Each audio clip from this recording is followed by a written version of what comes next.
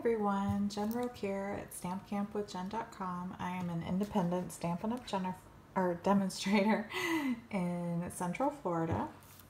Today I'm going to show you what we did with that center part of the floating frame that we made from yesterday's card. So this is the card that we made. It's very similar, just a little different though because, oops, it looks like there's a piece.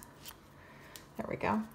It's just a little different because we took that center piece and we used it to make a second card, which is so great about this technique. So let's go ahead and get started with that. So just like yesterday, we are going to emboss this and we're going to ink up our embossing folder with Crumb Cake ink. Again, this is the Pinewood Planks 3D embossing folder. Now mine is the Textured Impressions Dynamic Embossing folder that retired from June 2019. So if you remember from yesterday's video, this uses a slightly different sandwich. So we're going to ink up the top. You can tell the bottom is the bottom because it's the Stampin' Up! And the Sizzix logo right there are on the bottom side. So we're going to flip that down, and on the opposite side we are going to ink up the top using our Crumb Cake ink. Just using our pad to go back and forth until we're happy with how much ink is on there. And then what I like to do is I like to lay down the paper on the bottom, the side that isn't inked, and then flip the ink side over on top. So we're gonna grab our Stampin' Cut emboss machine. This will be available to customers on September 1st. Oops. Now, like I said yesterday in the video, if you have these Textured Impressions embossing folders, they're thicker than the 3D embossing folder. So what you need to do is you need to use the sandwich for the standard embossing folder minus one of the number 3 plates. So we're going to put the number 1 down, then the embossing folder, and then one number 3 plate, and we're going to run this through.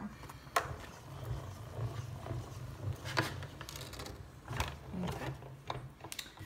And then you'll be able to see how pretty that is. I love it. It looks just like real wood with the ink on there. Isn't that great? So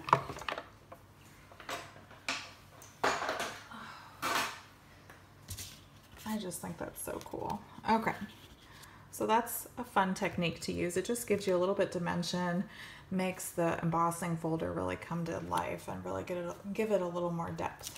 So we have our pumpkin pieces from the center of the piece that we used in yesterday's video. I went ahead and put a bunch of dimensionals on the back so you don't have to painfully watch me do that. It takes a minute. So I actually, instead of using just standard Stampin' Dimensionals, I had some pieces from my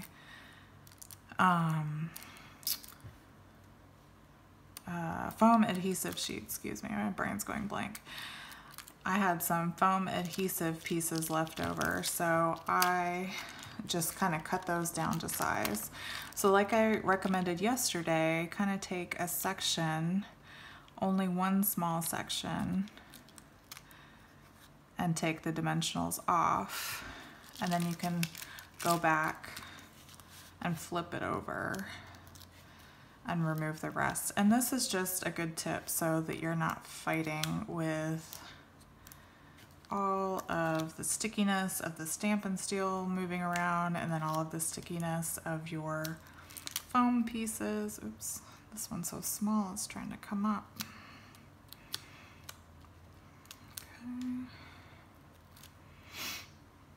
So it's just better to kind of do it with that little section first. It just makes it a little bit easier because then you kind of have it anchored to the card and you're not fighting everything. Everything's super sticky. I'm gonna try to get all these pieces off real quick. Bear with me, it takes a minute.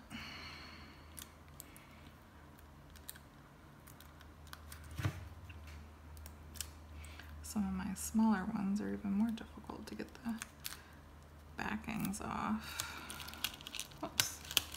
See, it's very sticky. Okay, I think, oh, there's one more. Yep, there we go. I think that's it. Maybe this piece. It's hard to tell sometimes. I think this one has a little piece on the back of it. Oh my goodness. This little leaf is wanting to come up, which is a good thing because we know it's not going to completely stay on the Stampin' Seal. Okay. So now, got that guy down. Can kind of use the Stampin' Seal to hold it all in place while we position it how we want it on there. Okay, so push everything down, make sure it's nice and on your card. Now, like I said yesterday, you have to be really careful pulling the stuff up. So start in one little section, kind of use your finger to hold, especially the leaves, you gotta hold those pieces down, and then you wanna slowly, carefully lift up that press and seal. It can be very tacky, so just be very careful. There we go. And sometimes on these leaves, they like to grab the edges, the press and seal does. So you gotta kind of get your finger in there and hold it down so you don't get a big section coming up with the press and seal. That's not good. We don't want that. Okay, looking good so far.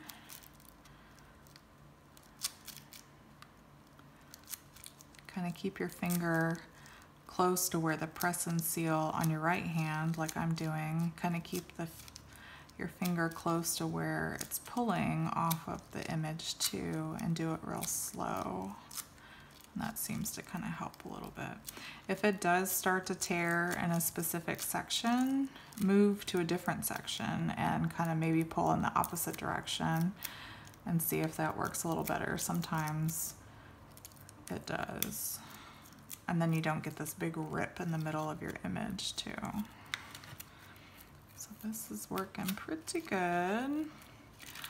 Like I said, inevitably you may have a little bit of tearing, but the really big key is to go slow, kind of keep your fingers close to where the press and seal is coming off of the images, and slowly pull it off, and that seems to really be working for me.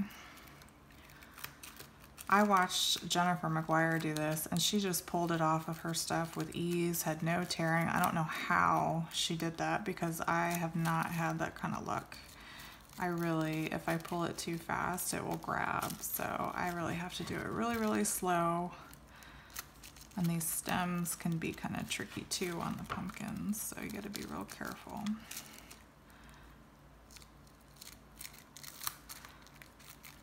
Almost there. Beautiful. Very, oops, excuse me, very minimal tearing. I had a little bit up here.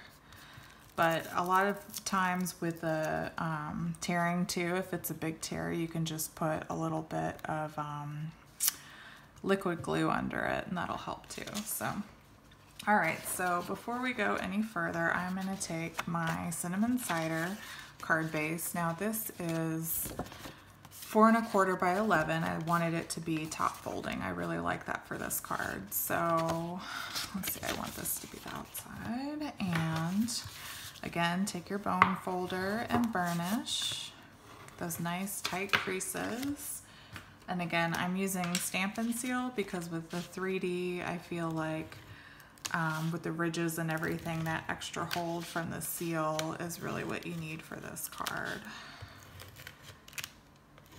So we're going to, let's see, I'm gonna line it up from the top. This is the exact same size as the card base, so you just need to line it up on top of the card base, and it's on there. So now we're gonna do the little Hey There pumpkin. So that is from this Harvest Hellos set. Like I said yesterday, this is one of my favorite fall sets. I use this all the time. So we're gonna stamp this. Hey there, pumpkin. Where is it? Right here, I think. We are gonna stamp that onto a scrap piece of Berry Vanilla. And we're gonna do it in our Memento, Tuxedo Black Memento ink pad. And make sure it's right side up. Good. I love stamping. There's just something so,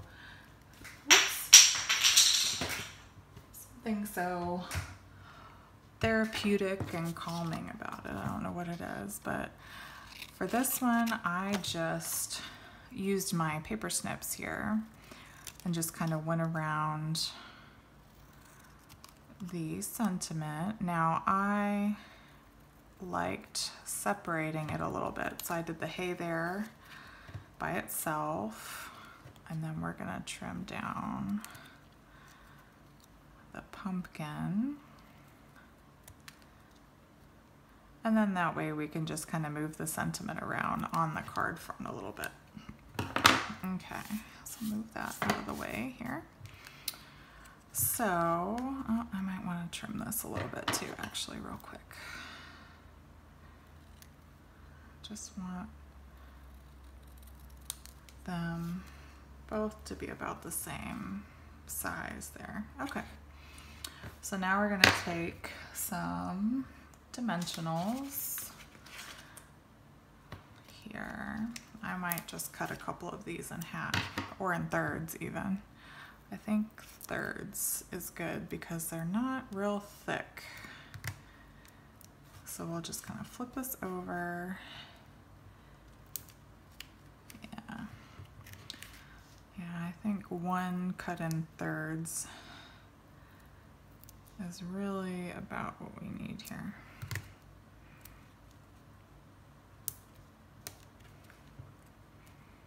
Oh, and that one's sticky because the backing came off with that one already. So funny. Okay, and then this one we'll just kind of put in the center. Okay, so I had the pumpkin here, and then the hay there, kind of about there. And then I'll take the backing off of this one. Kind of move him off to the side a little bit. There. And there you go. And that's the card using the center from the floating frame that we made yesterday. So I call this the inverted floating frame because it's not the outside of the frame, it's the middle. So, all right, well, I hope you enjoyed this project, and if you did, be sure to leave me a comment or leave me any questions if you have any questions about this card, and I'll try to get back to you as soon as possible. I really appreciate you stopping by and checking out this video, and I hope that these tips and tricks that I have put in the video today and the one from yesterday really help you out. Tomorrow we're going to have a really fun project that we did that was our second project for Stamp Camp this month, so be sure to check back again tomorrow. Alright guys, well, I really hope you do give this a try and that you have minimal tearing, if at all. And if you do try it, really, I would really love it if you leave me a comment and let me know, and maybe even post a picture of your projects, because I love to see what you guys make. But all right, so I'll be back tomorrow with our next project, and until then, happy stamping, and I'll see you guys later. Bye, be safe.